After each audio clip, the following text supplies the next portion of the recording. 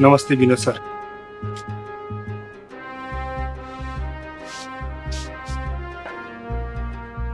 तपाईलाई ठिक देखेर खुसी लाग्यो, तर मनमा एउटा प्रश्न उब्जिरहेको छ।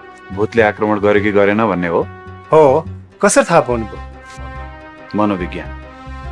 मानिसको मनोविज्ञान पनि त हामी स्वास्थ्य कर्मीको क्षेत्र हो। भूतले आक्रमण गर्यो कि गरेन त? तपाईँ भूत मान्नुहुन्छ? मान्दिनँ। भूत मान्नुहुन्न भने फेरि यो प्रश्न कसरी आयो त? तैपनि कहिलेकाहीँ भूतका कुरा सुन्दा विश्वास लाग्छ। तपाईँ जस्तो मानिस त भूतको विषयमा अलमलमा हुनुहुन्छ भने यी गाउँका सोझा साझा नपढेका मानिसहरूले भूतलाई विश्वास गर्ने नै भइहाल्यो नि। बाहिर विभिन्न थरीका भूतका पोस्टरहरू टाँच्नु भएको रहेछ नि। वास्तविक भूत यी नै हुन् जसले हामीलाई रोगी बनाउँछन्, सिद्ध्याउँछन्। यी भूतहरूसँगको लडाइँ नै हाम्रो मुख्य चुनौती हो। अनि तपाईँमाथि आक्रमण भयो कि भएन? तपाईँको दिमागमा आक्रमण, हत्या, हिंसा, डर, त्रास यस्तै सोचहरू मात्रै आइरहन्छ है। के गर्नु, अपराधीहरूसँग काम गर्दा गर्दै अपराधको बारेमा सोच्दा सोच्दै दिमाग यस्तै हुँदो रहेछ। हो, त्यो पनि एक किसिमको भूत हो जसले तपाईँलाई सधैँ हिंसात्मक सोचमै सीमित गर्छ। तपाईँ पनि अस्वस्थ हुनुहुन्छ, शरीर मात्र ठिकठाक देखिएर हुँदैन। हाम्रो मनोविज्ञान, सोच्ने प्रणाली र सोच स्वस्थ हुनुपर्छ। यसतर्फ हामी कसैले ध्यान दिँदैनौँ। अझ तपाईँहरूको काममा त यसमा अझ बढी ध्यान दिनुपर्छ। हो, त्यो त कहिलेकाहीँ यति धेरै तनाव हुन्छ, आफैभित्र डर लागिरहेछ। यही त अस्वस्थता हो।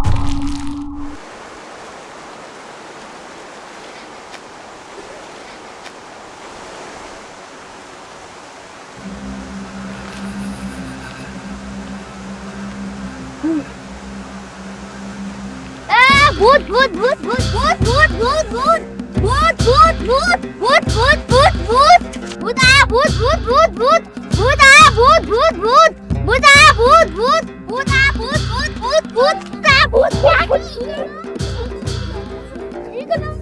बाहिर भूत अरे यार यो क्या छुट्टै रेखा राखी गरे भूत आया रहेछ भाइ। पुराना यस्ता भूत हुँदैन थियो कि नयाँ आयो होला नयाँ। स्वास्थ्य भूत बन्ने टोट्याउने काम त हो, ती टोट्याए होला। यसको बारेमा त केही सोच्नै पर्छ। यो आखिरी हामीकन केही ज्यानै लिँदो हो कि? हामी त घर पुरा धामी डाङ्री गर्दा हौँ, तल पुरा स्वास्थ्यको आयो भन्दा तिनीहरू पुरा धपाएर हामी त घरै देऊ त गर्ने।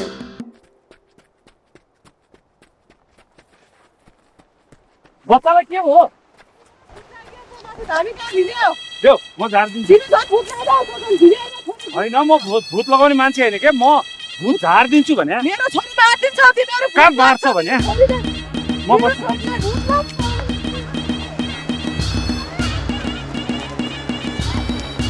सिल्भर के हो यो ढोका लगाऊ। पहिल्यै पनि आउनु नदियो है।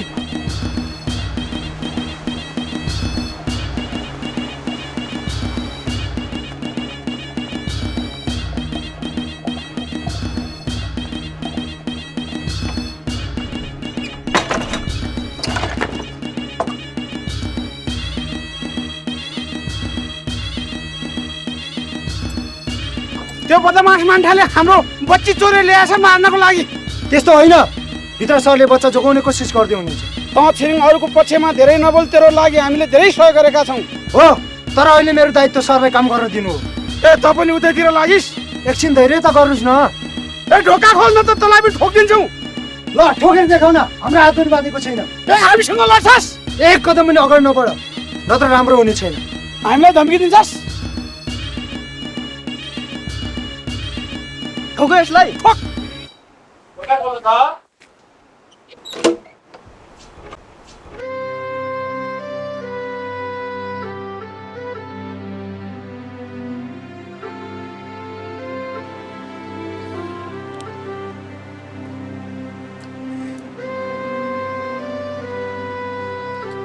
मैले भनेको थिएँ नि, स्वास्थ्य चौकीको काम ज्यान जोगाउने हो।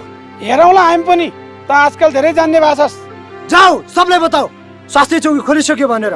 अब धामी जागरेको दिन गइसक्यो। आजकल धेरै बढी भइसक्यो पर्छ यसलाई।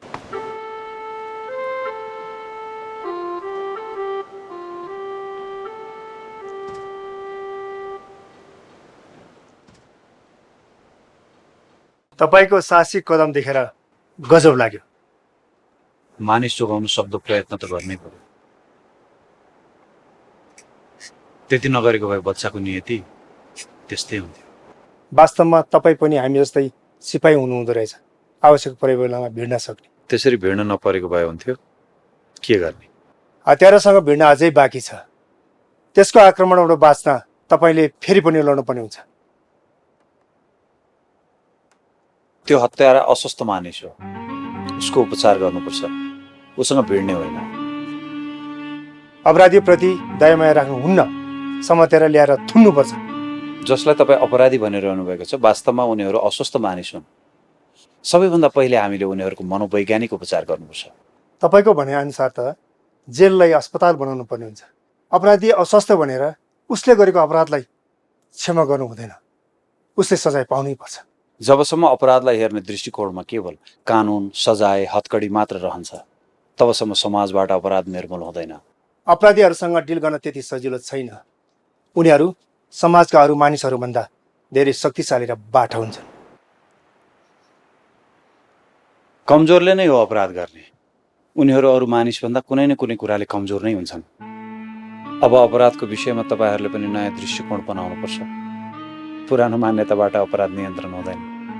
त्यसका लागि राष्ट्रले पनि स्वास्थ्य र शिक्षामा लगानी बढाउनुपर्छ, क्रियाशीलता अपनाउनुपर्छ, मानिसलाई मूलभूत रूपमा स्वस्थ बनाउनतिर लाग्नुपर्छ। के उसो भए हामी प्रहरी डाक्टर पनि बन्ने? खै त, स्वास्थ्य कर्मीको हत्यारालाई पत्ता लगाउन तपाईँहरूलाई कति गाह्रो भइरहेछ। तपाईँको भनाइअनुसार हामीले पनि बिरामी खोजी खोजी हिँड्नुपर्ने भयो त? अपराधीलाई एउटा अस्वस्थ मनोविज्ञान भएको मानिसको आँखाबाट हेर्नुहोस् र एउटा अस्वस्थ मानिसलाई खोजिरहेको छु भनेर सोच्नुहोस् त, तपाईँ उक्त व्यक्ति नजिक छिट्टै पुग्नुहुनेछ। खै, तपाईँ स्वास्थ्य कर्मीहरू हरेक कुरालाई अस्वस्थताको आँखाबाट मात्र हेर्नुहुन्छ। प्राय समस्याको मूल कारण नै अस्वस्थता हो। त्यसकारण समस्या समाधान गर्न अस्वस्थताको उपचार गर्नुपर्छ।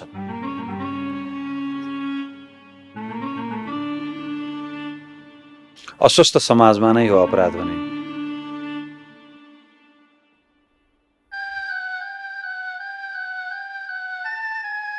तपाईँको सहयोग चाहियो। सहयोग? तपाईँ स्वास्थ्यको मान्छेलाई हामी के सहयोग गर्न सक्छौँ? गाउँलेहरू सबैजना स्वास्थ्य चौकीमा भूत आउँछ भन्छन्। हो त, त्यहाँ भूत छ। भूत स्वास्थ्य चौकीमा मात्र किन छ? किन स्वास्थ्य कर्मीलाई मात्रै भूतले पिरोल्छ? स्वास्थ्यका मान्छेहरू भूतलाई अपमान गर्छ। भूतको पनि मान अपमान भन्ने हुन्छ र? जसले भूतलाई मान गर्छ उसलाई भूतले पिरोल्दैन, जसले भूतलाई मान गर्दैन उसलाई भूतले छोड्दैन। ए, त्यसो भए भूत हामी जस्तै जीवित प्राणी हो जसलाई मान सम्मान चाहिने? जीवित त होइन, तर मानिसले गर्ने व्यवहार थाहा पाउँछ। मरिसकेकोले कसरी थाहा पाउँछ? शरीर मर्छ, आत्मा मर्दैन। भूत त्यो आत्मा हो। बुद्धले आत्मा हुँदैन भन्छन्, हिन्दूहरूले आत्मा अनित्य अस्तित्व हो भन्छन्। तपाईँ आत्मा भूत हो भन्नुहुन्छ, के हो यो? भड्किएको आत्मा भूत हो। आत्मा भड्किने वस्तु हो र? हो, केही मान्छेहरूको पीडादायी मृत्यु हुन्छ, त्यसको निराशा आत्मा भड्किन्छ। मृत्यु सबैको पीडादायक हुन्छ होइन र? तर कसैको आत्माले मृत्यु स्वीकार्दैन। के मृत्यु स्वीकार्ने आत्मा मर्छ त? मृत्यु नमान्ने आत्मा भड्किन्छ। हिन्दू धर्मले न आत्मा जन्मन्छ न मर्छ भनेको छ त। होला थाहा छैन, तर हामी भड्किएको आत्मालाई नियन्त्रण गर्छौँ र हामी त्यसलाई ठेगान लाउँछौँ। त्यसो भए आत्माले बोल्छ सुन्छ भनेको पनि मान्छ हामी मानिसले जस्तै? हो, त्यसले हामीले भनेको मान्छ। ए त्यसो भए भूत मानिस जस्तो हुँदो रहेछ, अनुरोध गर्यो भने मान्ने। त्यो त हामीभन्दा खतरनाक हुन्छ। ए त्यसो भए तपाईँ भूतभन्दा खतरनाक हुनुहुँदो रहेछ, भूतलाई पनि नियन्त्रणमा लिन सक्ने। तपाईँ के भन्न आउनुभएको मूल कुरा भन्नुहोस्। स्वास्थ्य चौकीमा भूत छ भन्ने हल्ला तपाईँले किन फैलाउनु भयो? त्यहाँ भूत नै छ। स्वास्थ्य चौकीमा भूत छ भनेपछि त्यहाँ मान्छे जान्नन् र तपाईँको पेसा चलिरहन्छ भनेर हो? हाम्रो पेसा चलिरहन्छ, गाउँलेलाई हामी नभई हुन्न। तपाईँलाई पनि थाहा छ तपाईँको पेसा र इज्जत धरापमा परिसक्यो। हामीलाई कसैले सिद्ध्याउन सक्दैन। शिक्षाले जब गाउँलेहरू शिक्षित हुँदै जान्छन् तपाईँको पेसा र परम्परा सिद्धिन्छ।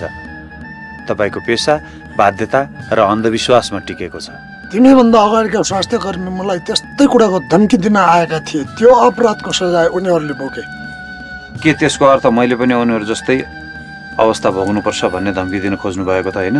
म केही भन्दिनँ। तपाईँहरू मेरो थानमा आउनुभएको छ, मेरो काम नै सेवा हो। भन्नुहोस् तपाईँहरूलाई के सेवा देऊ? ओहो, एउटा सेवा गरिदिनुहोस् हामीलाई, यो ठुलो उपकार हुनेछ। तपाईँले गाउँलेलाई भनिदिनुहोस् कि स्वास्थ्य चौकीमा भूत छैन। म यो भन्न सक्दिनँ, किनकि त्यहाँ भूत छ नै। मलाई थाहा छ कि तपाईँलाई थाहा छ कि स्वास्थ्य चौकीमा भूत छैन भनेर, तर तपाईँको यो इज्जतको कुरा भयो र तपाईँबाट यो सहयोग मिल्दैन भन्ने पनि मलाई थाहा छ। थाहा छ भने किन आयो त? म यति मात्र भन्न आएको हुँ कि भूत कहीँ पनि हुँदैन। यदि हुन्छ भने हाम्रो मनोविज्ञानमा हुन्छ। हाम्रो बितिसकेका कुरा र विगतलाई भूत भन्ने गर्छौँ। हाम्रो दिमागमा आउने ती बितिसकेका कुराहरूको खेल नै भूतको खेल हो, जसको अन्त्य चाँडै हुँदैछ। तपाईँ एकचोटि आफै भूतको बारेमा प्रमाण खोजी हेर्नुहोस् त, तपाईँले कहीँ पनि प्रमाण भेटाउनु हुने छैन। जुन कुराको तथ्य र प्रमाण भेटिँदैन ती काल्पनिक कथाहरू हुन् जुन विश्वासको आधारमा टिकेर मानिसहरूलाई सताइरहेका छन्। के तपाईँसँग त्यस्तो केही प्रमाण छ भूतको जुन मलाई देखाउन सक्नुहुन्छ? तिमीहरू देख्न सक्दैनौ। जे छ त्यो देखिन्छ, जे छैन त्यो देखिँदैन। भएको भए देखाउन सक्नुहुन्थ्यो, तर म मानिसलाई हानि गर्ने हरेक जीवहरू देखाउन सक्छु। तपाईँले जसलाई भूत प्रेत आत्मा भन्नुहुन्छ नि, ती चिजहरूसँग हामी हरेक दिन ल्याबमा देखिरहेका हुन्छौँ। तिनीहरूलाई रोक्न सिद्ध्याउन हामीले दिन रात काम गरिरहेका हुन्छौँ। तपाईँ ती भूत प्रेत आत्मा हेर्न चाहनुहुन्छ? हामी त्यस्तो कुरामा विश्वास गर्दैनौँ। हो, मूल कुरा विश्वास प्रणाली हो। तपाईँलाई जे कुरा विश्वास गर्न बाध्य बनाइयो तपाईँले अरूलाई पनि त्यही कुरा विश्वास गर्न लगाइराख्नु भएको छ। तर हामी विश्वास होइन प्रमाण दिन्छौँ। हामी विश्लेषण गर्छौँ, सत्य तथ्य पत्ता लगाउँछौँ अनि मात्र ती कुराहरू अवलम्बन गर्छौँ। केवल मान विश्वास गर यस्तो हुन्छ अरे भन्दैनौँ। के तपाईँले अहिले जे भनिराख्नु भएको छ ती कुराहरू तपाईँको पुर्खाले भनेको हुनाले तपाईँले मानेर आउनु भएको होइन? अनि तपाईँका पुर्खाले के ती कुराहरूको प्रमाण दिए र तपाईँले अब आउने पुस्तालाई प्रमाण दिन सक्नुहुन्छ?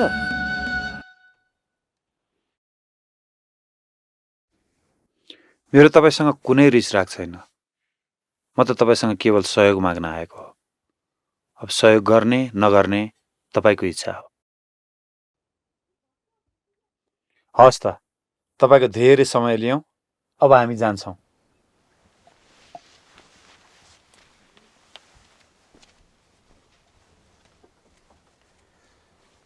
एउटा अन्तिम प्रश्न सोधौँ? भन्नुहोस्। के तपाईँ स्वस्थ हुनुहुन्छ?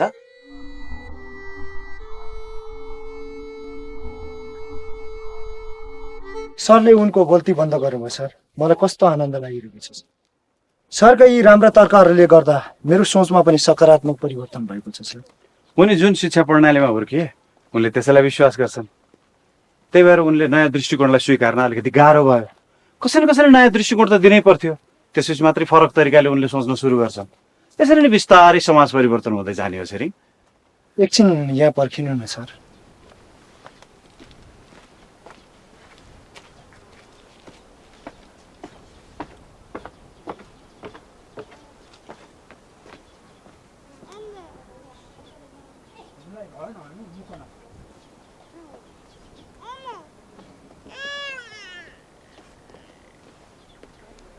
सर हजुरले एकछिन यो बुवालाई हेर्नुहोस् त। उहाँ धेरै समय अगाडिदेखि नै बिरामी हुनुहुन्छ। अहिलेसम्म धामी झाँक्रीकै भरमा बसेको। म पनि हेर्नु पर्दैन। तपाईँ एकछिन चुप लाग्नुहोस्। सरले तपाईँलाई हेर्नुहुन्छ। मलाई हेरेर के हुन्छ, दिनकुरी बसेको मान्छे। सरले एकचोटि हेरेर के नभए पनि तपाईँको के जान्छ र? मलाई यस्तै ठिक त पर्दैन। ठिक छैन बुवा, तपाईँ धेरै दुःखी हुनुहुन्छ।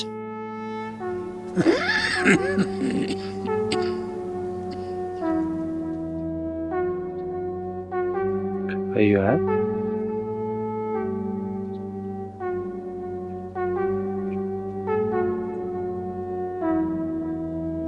जिब्रो माथि गर्नु त, माथि यता कानहरू दुख्छ, बढी कानहरू दुख्छ। यो सबै दुख्छ सर। पुरै पुरै पुरै। ए लामो लामो लिनु त एकचोटि। एकछिन है बुवा।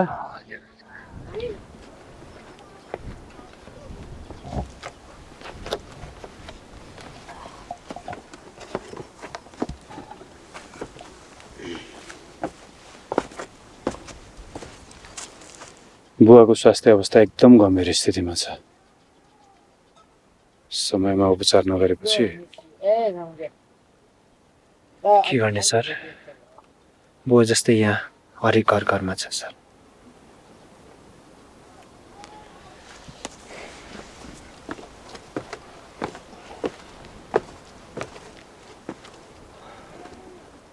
बुवा, सरले भन्नुभएको छ घाम ताप्नुहोस् रे, अनि मिठो मिठो खानुहोस्, अनि पानी खानुहोस् रे, अनि यसो आफन्तहरूसँग भेटघाट गर्ने, खुसी हुने, अनि रमाउनु है बुवा। अनि तपाईँलाई सन्चो हुन्छ ल।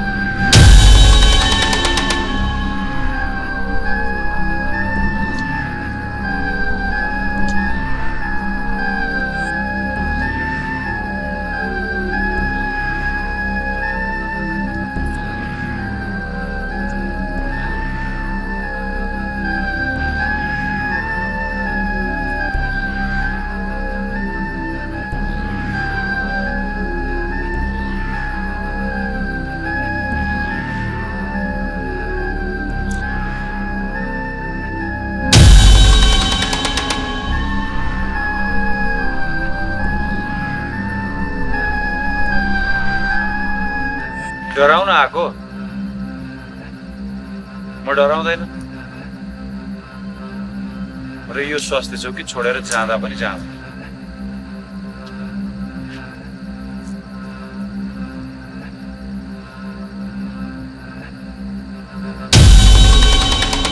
समस्या के हो? म समाधान गर्न सक्छु।